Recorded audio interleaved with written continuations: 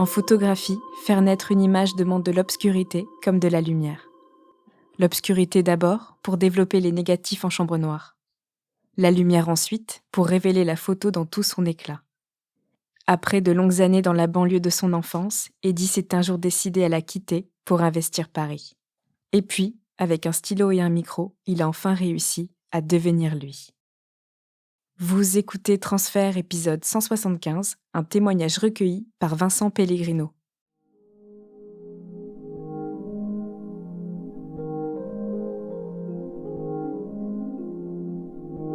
Je vis à Créteil. Je suis avec ma mère qui est technicienne de laboratoire à l'hôpital et avec un père qui travaille à la mairie de Paris.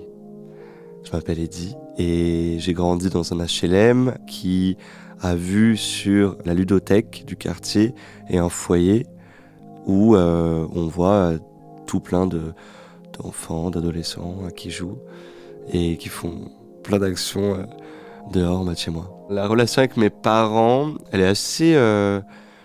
Avec mon père, il n'y a pas tant de relation que ça, parce que c'est quelqu'un d'assez imperméable, on ne voit rien, on ne ressent pas trop d'émotions, il n'y a pas trop de choses qui se créent entre lui et moi.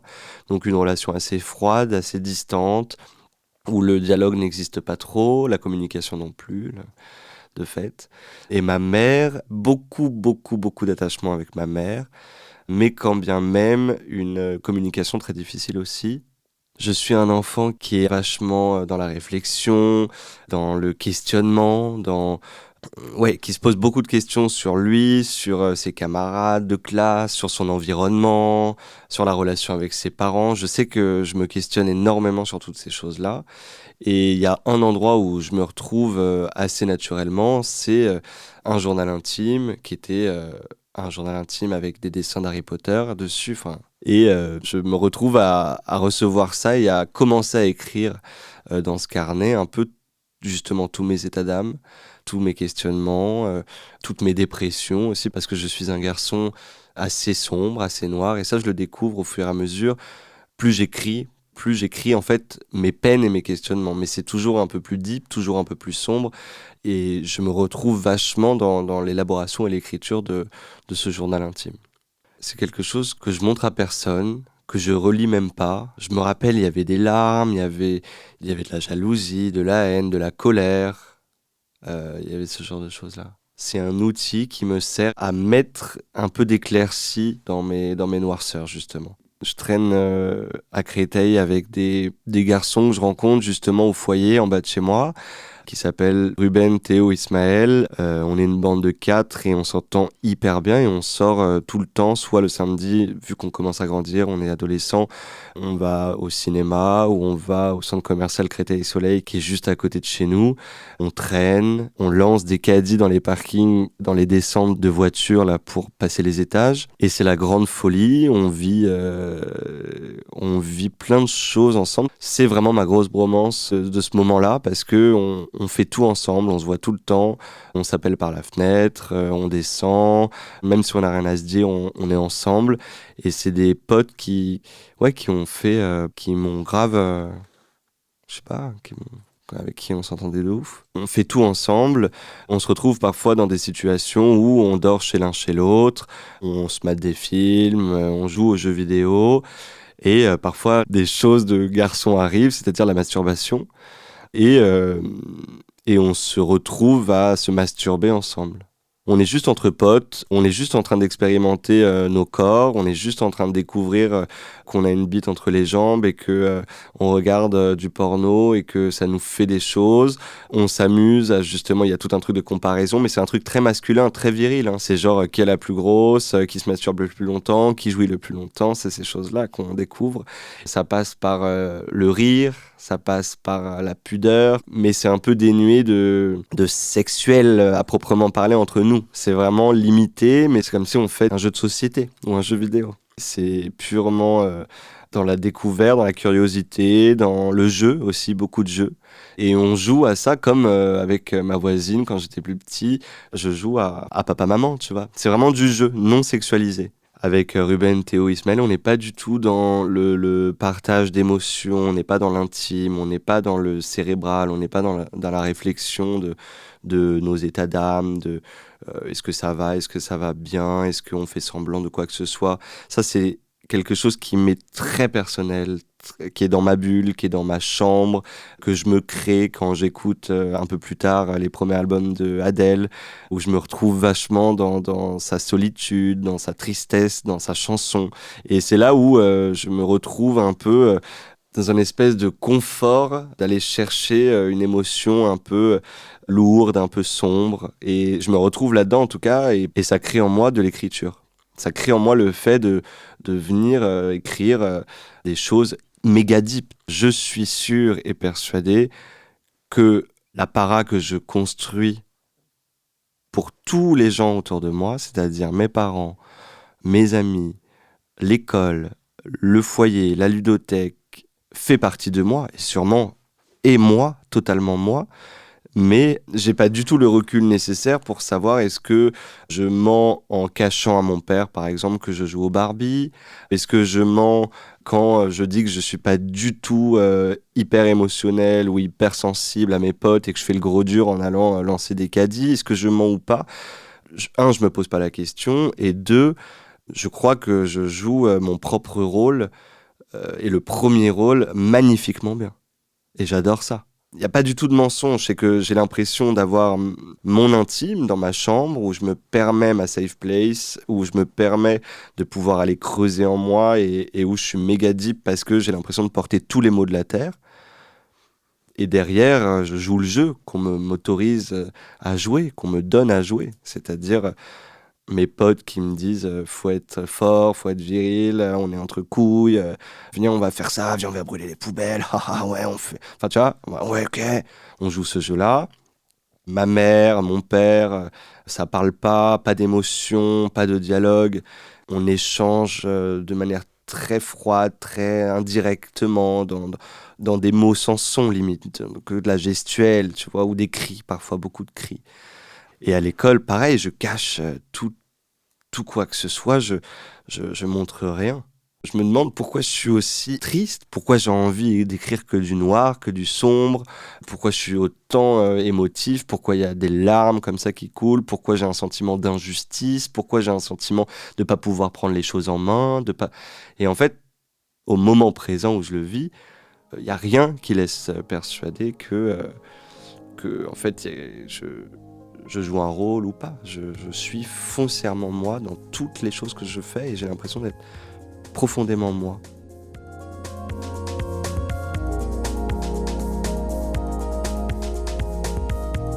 Donc ma mère décide de me mettre en privé dans une école toujours à Créteil, mais privée catholique, parce qu'elle a peur que je tourne mal, parce que je fous rien et que mes fréquentations dérapent, d'après elle, en étant dans le public. Donc du coup, ça a été un scandale, j'ai crié, j'ai pleuré, j'ai dit non, je veux pas quitter mes potes, je veux rester dans cette école primaire-là. Et, et finalement, j'ai pas eu le choix, donc on y est allé, on est rentré à l'école de Maillé. Et puis je découvre le collège, ouais, le collège, avec la popularité, la notion du populaire, ouais. C'est là que je le découvre énormément. C'est qui est cool, qui est pas cool. Il y avait j'arrive à l'école, et il y a un coin des populaires, c'est-à-dire il y a un angle avec une cage de foot, et ils sont tous là, et je comprends vite que en fait, pour être cool, faut être dans ce périmètre-là. Et moi, je me fais d'autres potes au fur et à mesure. Je rencontre énormément de filles qui seront mes meilleures copines pour la vie. J'apprends la fusion, le grand partage avec des filles, et on va pas se quitter dès qu'on va se rencontrer au collège, comme ça. Et petit à petit, on y arrivera dans ce périmètre des populaires. Moi, mon seul truc au collège, ça a été l'humour. Le petit rigolo. J'ai un petit surnom que mon prof principal adore me donner, c'est Kiki. Et malgré moi, je deviens les mascottes un peu rigolotes de la classe. Mais de manière un peu adorable. Il y a un truc un peu mignon. C'est Kiki, mais oui, on l'adore.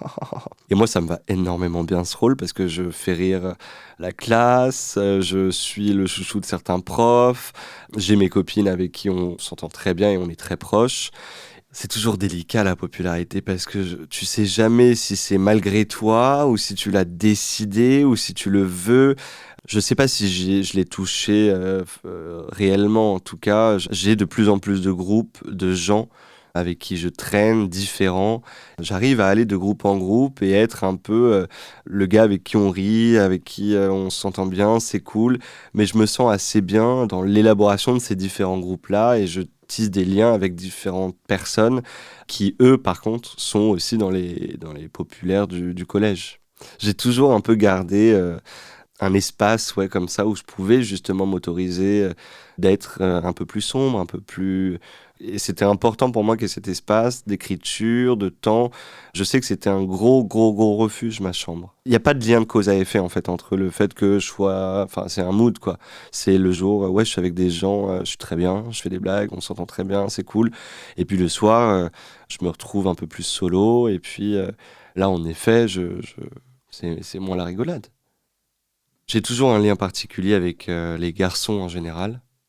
À part Ruben, Théo, Ismaël, j'ai rarement su tisser des liens forts avec d'autres garçons. Parce que soit ils sont cons et il y a énormément de compétition, soit il y a de la moquerie énormément parce que je représente pas la typologie de garçon format norme, format de base.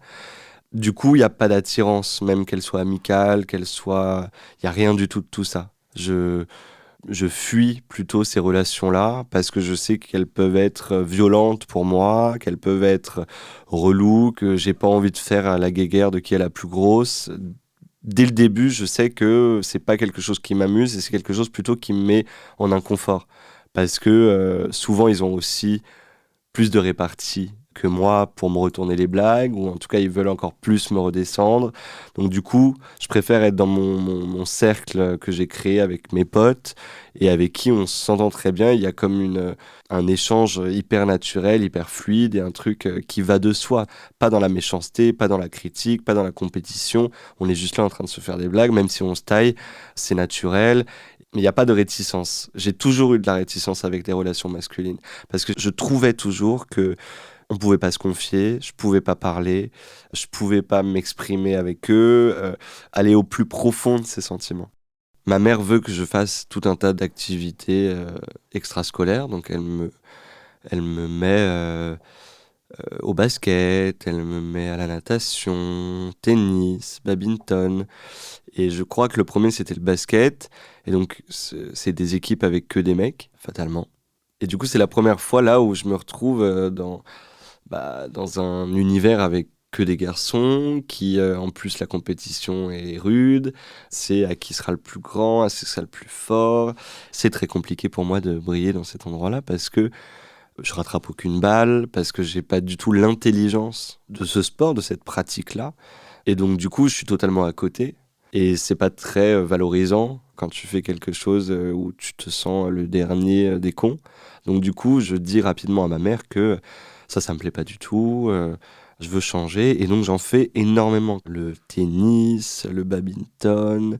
J'ai fait aussi de la course. Voilà, j'ai fait tout un tas de sports, mais jamais je me suis senti valorisé là-dedans.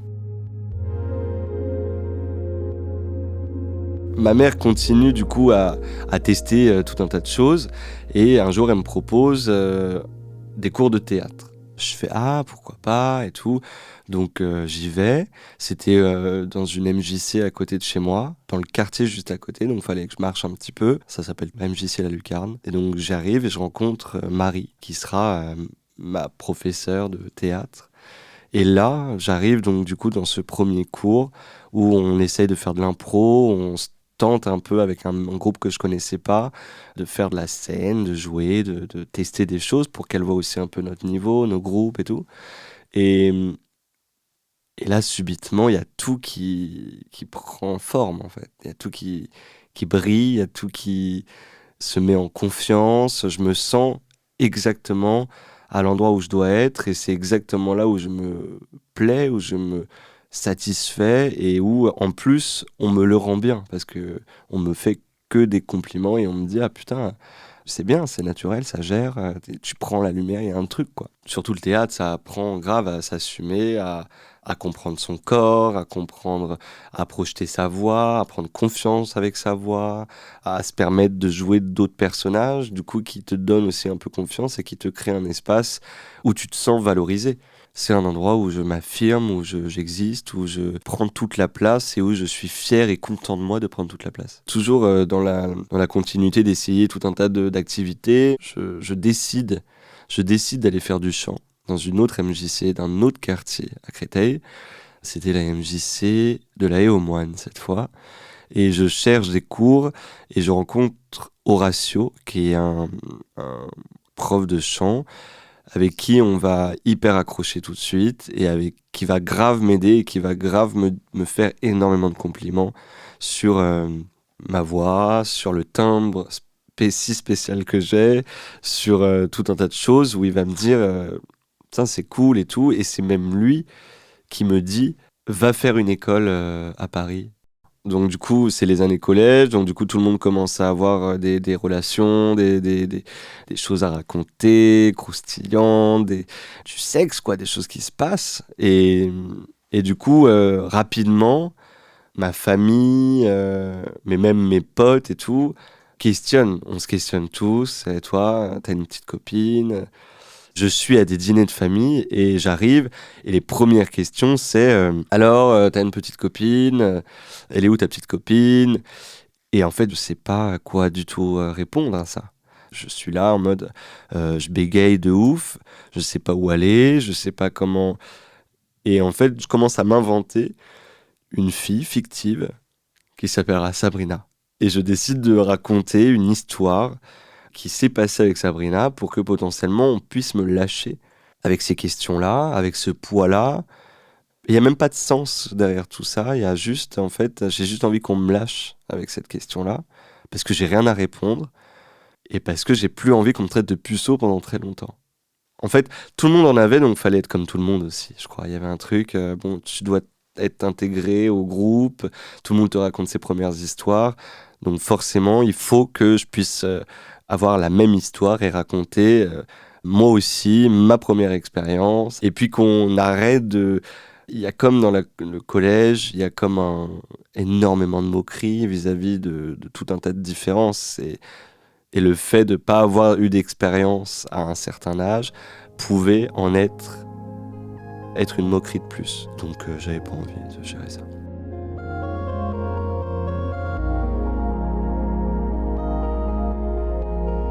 Au collège, il y a un gars qui assume son homosexualité, qui est vachement libéré avec ça, qui est grave ok et qui est grave moqué aussi à cause de ça. Il est pointé du doigt, on lui dit t'es gay. Je sais que c'est très dur, mais il est tellement dans son monde, il défend tellement ce qu'il est et il ment tellement pas. Je ressens quelque chose qui inconsciemment me dit il faut pas trop t'en approcher parce que potentiellement on pourra dire la même chose, on pourra te questionner et tout et tout. Il y avait un truc tellement fatal dans le collège qui était très dur sur lui que tout était cadenassé, tout était piégé et lui en était la victime fatale de cette orchestration maléfique, tu vois. Et un jour, il vient me parler, on était à la cantine, on était en train de manger et donc tout le monde part pour aller débarrasser son plateau. Et là, il me fait toi, Eddie, je pense que t'es homosexuel, mais tu le sais pas. Je recule et je dis n'importe quoi, et je crois que je pars, tu vois. Mais cette phrase reste en moi. Je l'ai reçue, je l'ai entendue, et j'avais l'impression de me prendre un peu tout ce qu'il représente. En moi, je me dis putain, je veux pas, je peux pas, c'est pas moi, c'est faux, je suis dans le déni total. Comment est représentée l'homosexualité à ce moment-là, de ce qu'il représente et comment il en est victime, malheureusement. Je ne veux pas du tout faire partie de ça. J'arrive au lycée. Du coup, lycée, c'est l'horreur encore, parce que, encore plus que le collège, parce que ma mère me remet dans un lycée public, parce que j'ai rien foutu non plus dans dans le collège privé. Donc du coup, elle a plus de thunes, elle me remet en public. Et là, j'arrive dans un truc où du coup, je connais personne, parce que tous mes potes ont continué dans le lycée privé. Donc je me retrouve sans personne, dans un bâtiment énorme avec 3 branches, les L, les S et les STG techniques. Et genre, c'était l'enfer, parce que je savais pas où aller, je savais pas qui... j'étais vraiment perdu, je suis vraiment perdu à ce moment-là. C'est une période où je me questionne beaucoup, je m'enferme beaucoup, je me rappelle de moments où je me mets dans les couloirs à rester dans mon monde, à écouter de la musique, mais je vais pas trop vers les gens. J'ai pas réussi à recréer un groupe comme au collège. Je commence à aller du coup sur des sites de rencontres, parce que je me questionne, parce que je me demande est-ce que c'est pour moi. Je sais que mon porno a été très éducatif vis-à-vis de ma sexualité, donc je commence à déraper comme ça doucement sur des vidéos gays. Et donc je me questionne de plus en plus, c'est que ça marche, ça fait, il y a de la chimie, il y a quelque chose qui fait que ça réagit, il y a du désir qui augmente, il y a des choses qui arrivent en moi. Et donc je me décide de passer le cap et de tenter de rencontrer quelqu'un qui va faire que on va se rencontrer, peut-être que ça va faire quelque chose, quoi. Je vais sur un site qui s'appelle Zaguet et où je cherche des garçons dans mon réseau de ma région. Et donc du coup, je rencontre sur Internet un gars qui habite à Bastille et très vite, on va se rencontrer et on aura nos premières relations très vite, très rapidement. Et ça sera ma première expérience. Je suis terrorisé, j'arrive là-bas. C'est un appart que je connais pas. Vu que je viens de Créteil, aller à Paris, c'est toujours quelque chose où c'est loin quand même. Enfin, ça se passe bien. Et moi, je suis un peu enfin ouais, je suis un peu choqué. Je me rappelle aller dans les toilettes pour faire un peu un état des lieux de ce que je viens de faire, ce que je suis. Pour moi, cette scène-là, cette soirée-là, c'est une validation de quelque chose. C'est genre, je me retrouve concrètement, physiquement, en train de braver l'interdit, en train de m'autoriser tout ce que je me suis jamais autorisé jusqu'ici, et je me retrouve, face à quelque chose dont tout le monde dit que c'est un problème. J'ai fait quelque chose qui veut dire beaucoup, ouais. C'est ce que je me dis. Et je crois que je suis parti d'ailleurs très rapidement, parce que je suis un peu tout à l'envers. Du coup, j'ai mis quelqu'un dans la confidence, c'était ma cousine, qui était très proche de moi à ce moment-là, avec qui j'avais une relation quasiment comme si c'était ma sœur. On se parle beaucoup et ça sera ma première confidente vis-à-vis de cette expérience-là. Je suis au lycée et je sais qu'il y a l'album Dans ma bulle de Diams qui sort et qui a été pour moi un album méga important parce que je l'écoutais mais H24 quand je vais au lycée en bus avec le 217 et que je le prends et que pendant 20 minutes, j'écoute tout l'album. J'ai la sensation d'entendre exactement tout ce que Diams dit dans ses chansons. J'ai l'impression que c'est ma vie, que c'est ce qu'elle raconte, que le fait qu'elle soit banlieusarde, qu'elle galère, le fait que... Enfin, tout ce qu'elle raconte, c'est moi. Je saigne à ce moment-là énormément cet album.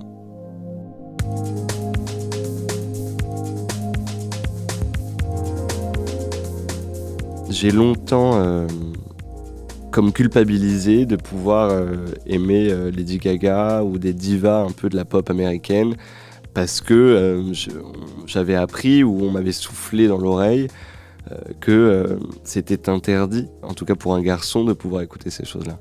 Donc quand je découvre Lady Gaga et toutes les divas de pop américaines des années 2000, c'est pour moi quelque chose d'assez libérateur parce que je vois en elle quelque chose que moi je pourrais jamais m'autoriser, qui est un peu comme une contre-culture de ce que je dois représenter et qui accepte en plus le discours. Elles ont un discours d'acceptation de tout le monde. Et ça m'a beaucoup, beaucoup touché. Ouais. Du coup, ce qui se passe à ce moment-là, c'est assez drôle parce que je pense que ça a été vraiment le moment le plus fatidique dans ma vie.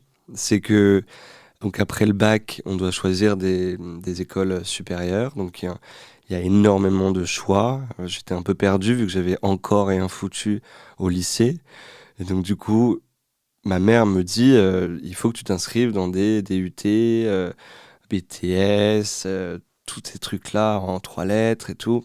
Et je lui dis ok, mais moi c'est pas ce que je veux faire parce que j'ai mon prof de musique qui m'a dit qu'il croyait en moi et qui veut que j'aille faire une école de musique à Paris. Ma mère elle me fait mais tu rêves, on n'a pas l'argent, on vient pas de ce milieu-là, tu pourras jamais y arriver, faut être pistonné. Je fais ok, je m'inscris au DUT, je m'inscris à tous tes trucs que tu veux, j'en ai mis 8. Et si sur les 8, je suis pas pris sur le dossier, bah je vais dans cette école. Et là, il y a eu une force de je ne sais d'où, mais intersidérale qui nous est arrivée dessus, qui m'a pointé du doigt, une espèce d'étoile où, et attention c'est très fort, les DUT et tous les BTS m'ont refusé. Et là, j'étais là en mode ok, maman, on m'a refusé partout, il va falloir que j'aille faire cette école. On trouve le financement, je ne sais pas comment, mais on le trouve. Et puis je rentre dans l'Institut supérieur des arts de la scène, dans le 9e. Et là, j'étais comme un fou parce que je vivais en fait mon rêve d'enfant. Je commençais à 8h avec des cours de danse classique. C'était pas ça mon rêve d'enfant à la base, mais quand même, on faisait de la musique, de la danse, du théâtre. C'était undo stress le bail. Et j'y allais tous les matins. Et je prenais mon métro. Et franchement, je me rappelle de moments où dans le métro, j'étais trop content d'aller faire une formation que je rêvais de faire et pour aller vers le métier de ce que je voulais être en fait. Je rencontre dans cette école mon premier amour qui a duré 3 ans et ça sera le premier amour que j'assume concrètement, que je présente à ma mère, qui vient à la maison, qui était complètement fou, mais ça c'est un détail. Et on a une bête de relation pendant 3 ans. Et à 21 ans, je me casse de chez moi pour ensuite faire des petits boulots, prendre un appartement à Paris et faire les bateaux-mouches. Alors en parallèle de l'école, des conservatoires, tout le travail que je fais pour gagner ma vie, pour payer mon appart et pour me former, pour faire le métier dont je rêve, je me développe mon propre répertoire où je commence à me dire, mon gars, si tu veux être visible, être entendu, si tu veux faire ça de ton métier, tu dois absolument écrire tes propres textes. Ça doit être ton récit, ça doit être ton histoire, ton intime, et pas l'intime écrit par les autres, pas l'intime de chansons un peu formatées. Tu dois exactement être ton jeu à toi. Ça doit être ta représentation, ta façon de voir les choses. Et ça a été le plus dur parce que je déteste écrire. Et je me rappelle que ça a été vraiment laborieux, le fait de se dire dans un format, il faut écrire une chanson avec couplet, refrain. Enfin, c'était très dur pour moi de me cadrer dans un format de chanson, de me mettre à l'écriture. Et donc, je galère énormément. Ça prend du temps. Et donc, je me mets des checkpoints, des deadlines, parce que je sais que j'avance beaucoup plus quand il y a des objectifs. Et donc, je me fais une première scène. C'est au Kibélé, rue de l'Échiquier. C'est un restaurant indien ou un peu avec une cave en dessous, un peu pété. Et du coup, j'invite tous mes potes dans cette cave. C'était complet. Il y avait 40 places. Pour la première fois, je viens montrer mes chansons, des reprises aussi parce que je pouvais pas tenir 1 heure ou je sais plus combien de temps tout seul avec que mes chansons parce qu'il n'y en avait pas assez. Donc du coup, je me forme un petit set avec une équipe de musiciens que j'avais aussi casté, que j'avais aussi rencontré. Il y avait des potes aussi à moi qui traînaient autour, voilà, pour faire un peu le premier show, le premier lancement du truc. Il y a des gens qui pouvaient pas rentrer, qui ne pouvaient pas rentrer parce qu'il y avait trop de monde. C'est quelque chose, quand même. 40 personnes. Et là, ça me donne grave d'assurance, d'envie de continuer.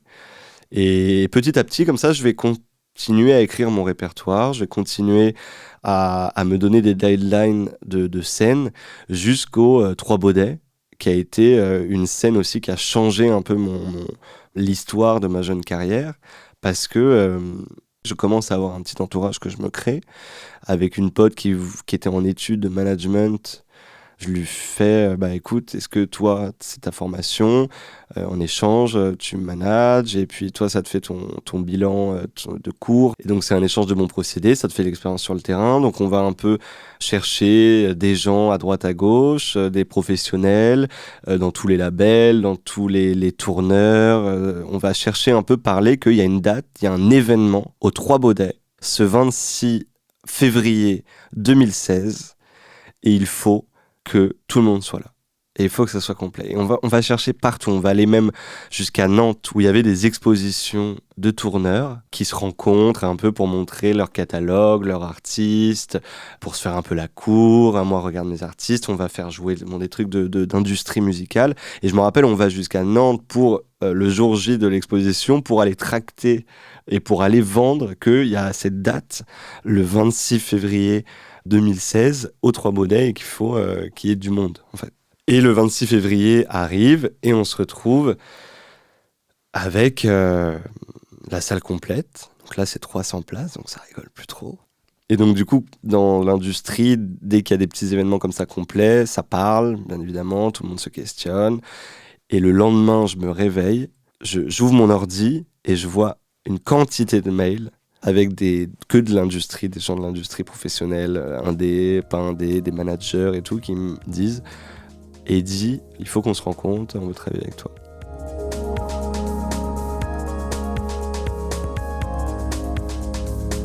Et là, ça a été hyper flatteur et ça a changé la direction. Ça a pris ce jour-là une énorme direction professionnelle parce qu'il y avait des gens qui croient au projet et qui veulent miser et y aller avec moi.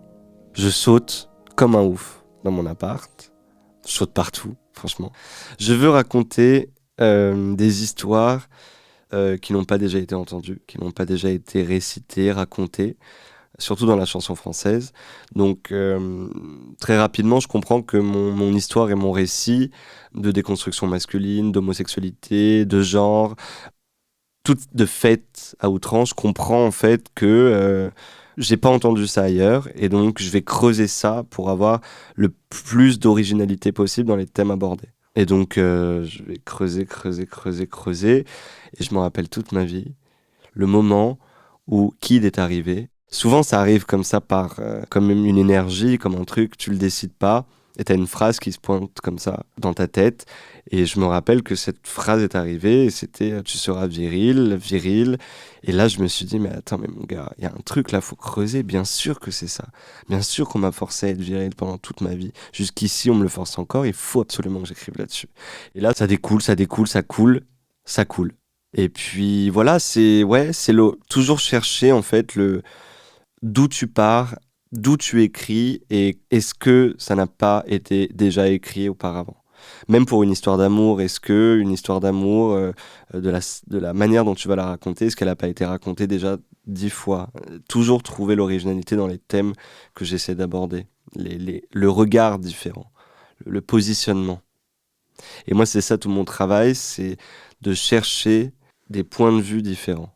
Parce que je trouve qu'on est trop été amené trop à écouter toujours les mêmes histoires racontées par les mêmes personnalités mises tout le temps en avant. Et du coup, je trouve ça intéressant qu'aujourd'hui, il y ait plusieurs typologies de gens qui puissent raconter leur histoire avec leur regard et tout ce qu'elle porte.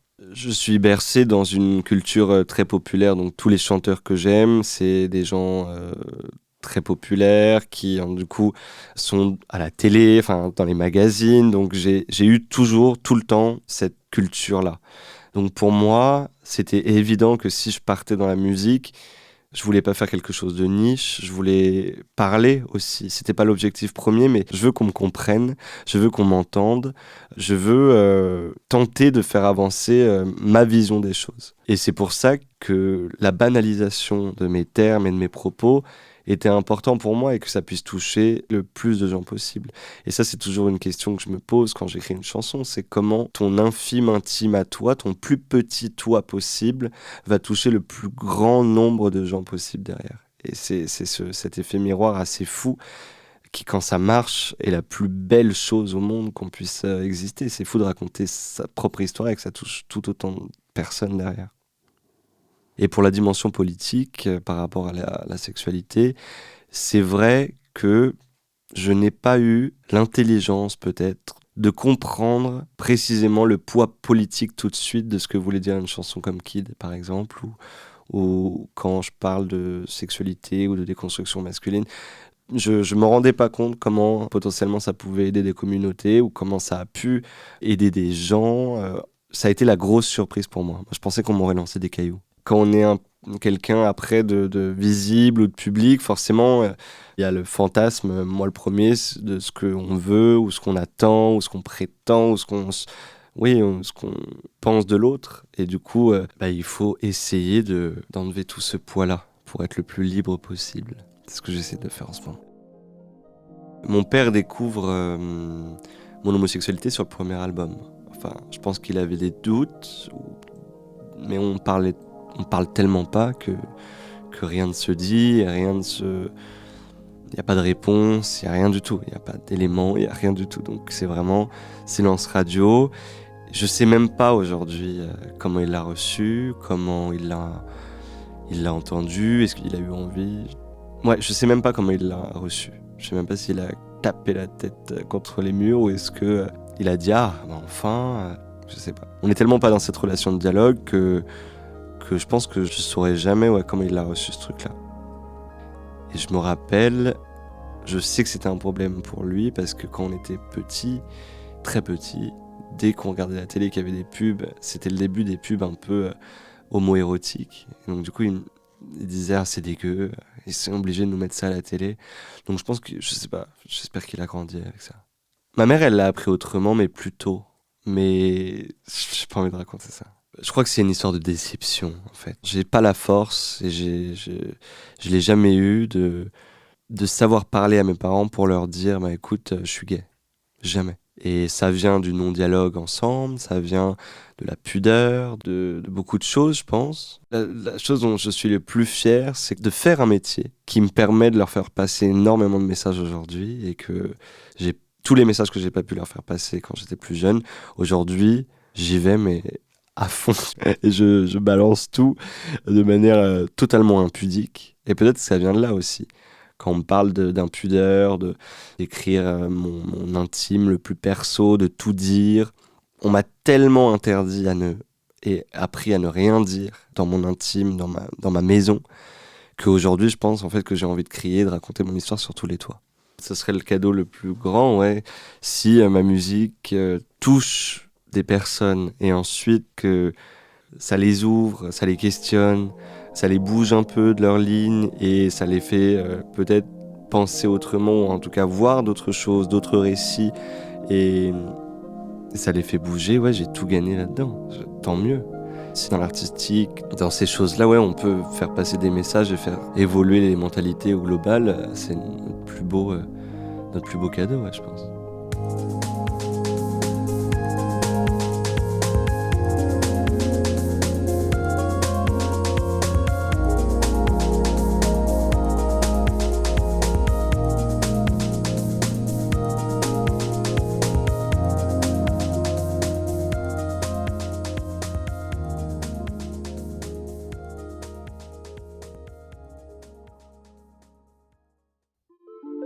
Vous venez d'écouter Transfert, épisode 175, un témoignage recueilli par Vincent Pellegrino. Il a été produit et réalisé par Slate.fr sous la direction de Christophe Caron et Benjamin Septem-Ours. Production éditoriale, Sarah Koskiewicz. Prise de son et montage, Guillaume Assal. Réalisation, Victor Benamou. Musique, Sable Blanc. Retrouvez tous les épisodes de Transfert sur Slate.fr ou sur votre application de podcast préférée. Pour proposer une histoire, vous pouvez nous envoyer un mail à l'adresse transfert@slate.fr.